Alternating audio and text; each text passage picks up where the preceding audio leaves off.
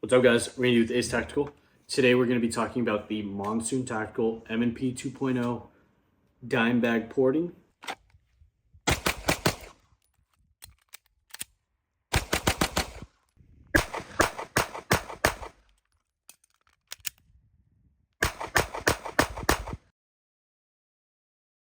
So first off, this firearm is clear, by the way. Monsoon Tactical slide. Let's go ahead and talk about the M&P 2.0 top to bottom. Up top, I'm rocking the SRO. I don't remember which MOA. I think this is one MOA SRO. SRO is a great optic. Has a nice large window. Not the most durable optic, but it's a great optic. I don't plan on dropping this gun too many times. So SRO, great optic. Moving down to the slide itself, this is really the highlight of the gun, is the slide and the barrel. If you guys saw my M&P 2.0, it's just the stock gun video that I did, you'll notice that this model did not have front slide serrations prior. And that was probably my biggest complaint of this gun, was no front slide serrations. Monsoon Tactical had him throw on some slide serrations, and they are very, very, very, very positive, even more so aggressive, more so positive than the rear stock slide serrations, although they look very similar. We'll go ahead, get a close-up on these and talk about them some more.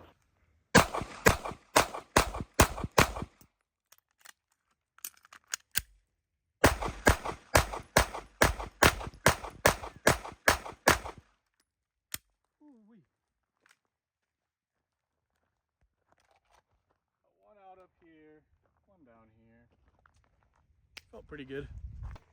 All right, guys, we're gonna give it the good old one-handed dominant hand shooting test on the steel over there. Hits, non-dominant. Hits, we'll go upside down. Good old upside down shooting. All right. And now we'll give it the good old finger test on the cardboard over here and destroy the cardboard. Whew. Yeah, pretty sweet.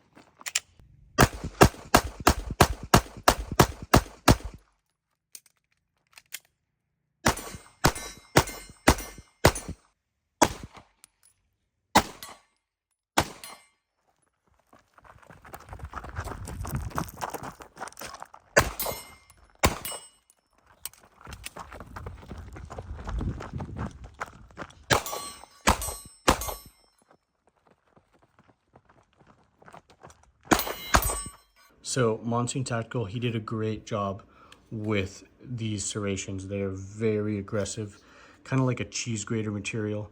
I don't ever see, I don't see my hands slipping very often on this texture, if ever. I haven't had it slip yet, and it's just super aggressive. He did a good job with the looks, did a good job with the feel.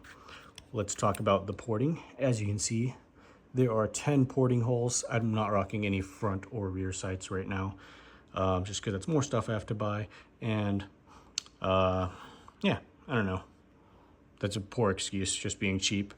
But I kind of like the look of that sleek, no iron sights look.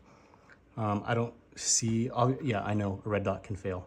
I do run backup irons on more of like my duty purposed guns. This is just a fun gun that can be a duty gun, I guess, if needed to be. But this is more of a fun gun, more of a range gun, more of something that's just cool, a piece that I don't think I'll ever sell.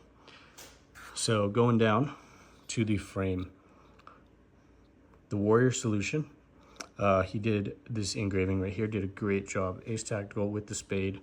He did the accelerator cut right here.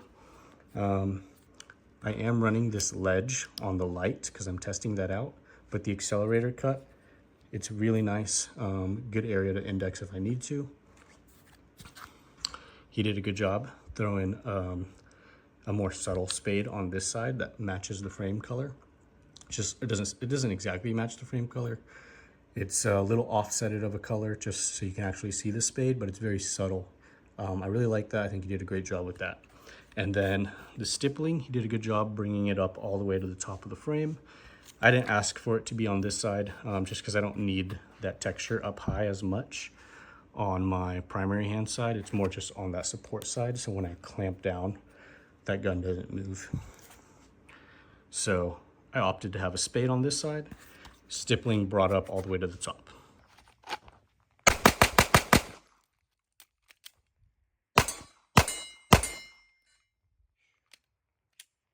Oh yeah, Monsoon Tactical Dimebag porting.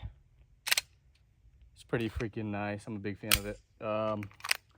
I built this gun centered around the intent of not selling it. I did sell the one where I did the Lucky 7 porting. Go check out that video. I sold that to my buddy Jade. I just wasn't a big fan of the manual safety. I could get over that, but I wasn't a big fan of the Apex trigger I put in. I didn't want to deal with taking that out. Dropped the timney in this one. I'm a huge fan of the timney trigger. I have no intention of selling this gun. That's why I got the Ace Tactical with the spade engraved onto the frame, and put a decent amount of money into this gun for a striker polymer gun.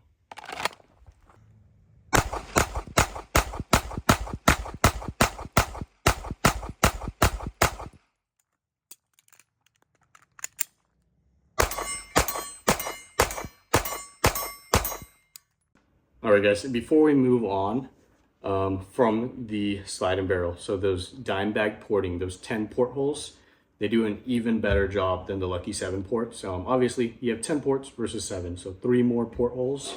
It's gonna keep it more flat. You are probably gonna lose some velocity for that bullet coming out of this barrel, just with more portholes, but it is even more flat as the Lucky 7 ports already were. This is even more flat, and this is, I don't know, this is pretty close to peak performance out of a polymer gun, I would say. It's hard for me. I really like my 19X with the ramjet, but if that wasn't, I don't know, I have a lot of good times, a lot of good memories with the 19X with the ramjet, so it's hard for, there's that bias there. It's hard for me to just ditch that gun. But I don't know, this gun might find its way in that position of my top gun. I don't know, we'll see. M&P 2.0, very reliable gun. It's another polymer gun I don't have to worry about cleaning.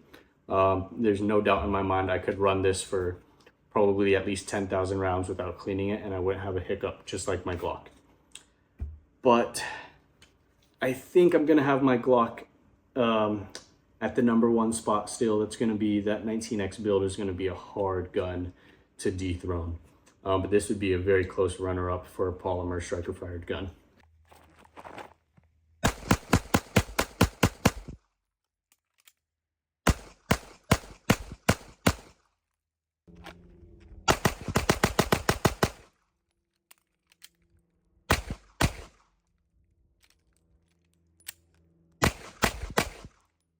Timney trigger, beautiful trigger.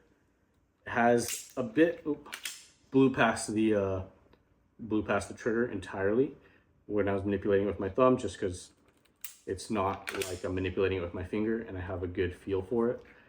But blew past it the first time with my thumb. Has a bit of a take up and then a nice wall, and it's a very light trigger. This is probably 2.5 pounds. This is not much not much heavier, if any heavier, than my Staccato XC trigger, or my Glock trigger that I'm running. So Timney trigger, Timney triggers, they did a really good job with the M&P 2.0 trigger, and this is probably my favorite, definitely my favorite M&P 2.0 trigger. I like this a lot more than the Apex one. And if you guys run the Apex one, I would urge you to try this if you like a nice light trigger. If you have no issues with the Apex, then sure, go ahead and keep that. But I really like the Timney. I was able to run this pretty quick. All right, guys, we just wrapped up the video, and I just remembered something that somebody's probably gonna ask questions about. What spring, what recoil guide rod spring am I running because of the ports? I'm actually running the stock recoil and guide rod spring, and I've had no issues with it. The ammo I was running for the video and the ammo I've been running is 124 grain from Staccato. I just bought it in bulk through an ammo can. So that's the ammo I was running, 124 grain stock spring, and it's been working. Going down, let's talk about the X300. I'm running this ledge right here. I don't remember who makes this ledge. I will be doing a video on it in the future, and then I got to figure out where I got this ledge from. I don't remember who made it right now. I could look it up and put it in the comments if somebody asks about it. But if not, eventually I will be making a video on this tiny ledge. I don't need it on the M&P 2.0 because of the accelerator cut done by the Warrior Solution. But again, I was shooting this gun already, so I wanted to get some experience and some rounds through with this X300 ledge right here. I was running I think it's an Ed Brown magwell, and it was incompatible with the Terran Tactical +5 base plate. It worked very well with the +3s, but for some reason the +5s didn't work with the Ed Brown magwell, so I had to take it off. So right now I have no magwell. I'm probably going to be getting the Terran Tactical magwell because I know that works with all the Terran Tactical base plates. And I like the look of the Terran Tactical magwell. It's kind of spendy. But eventually I'll be getting the Terran Tactical magwell, throwing it on here. But yeah, that pretty much does it for my M&P 2.0. This specific build, we had the Warrior Solution do the frame. We had Monsoon Tactical do the slide and barrel. And this is a beautiful gun. Let's see, how much, I don't remember exactly what the Warrior Solution charged me to do the framework, but it was very competitive with a lot of other people on the market that do framework, and I think his prices were even better. I would say from my memory, his pricing was better than the other people I was shopping around with, and that's ultimately why I ended up going with him. And he did a great job. He also does my Glock frames, and again, competitive pricing, usually a little better than what's out there on the market. Monsoon Tactical, I have experience with him as well. He did the Lucky 7 porting on my past M&P 2.0, and that turned out well. So that's why I went the Dimebag porting. Even more portholes, flatter gun, great slide serrations, and he did a good job on the optic cut. Don't have anything bad to say about this gun. This is a beautiful gun. This is a very nice piece of machinery, very nice firearm. If you wanted to replicate a build like this, I think you would be very happy with this firearm. Get the porting, nice optic, a nice trigger, and some framework, and you have yourself a very, very nice handgun. That's all I got for you guys. Thanks for checking out the video. Do me a favor, hit the like button, hit the subscribe button, and stay tuned for more stuff to come.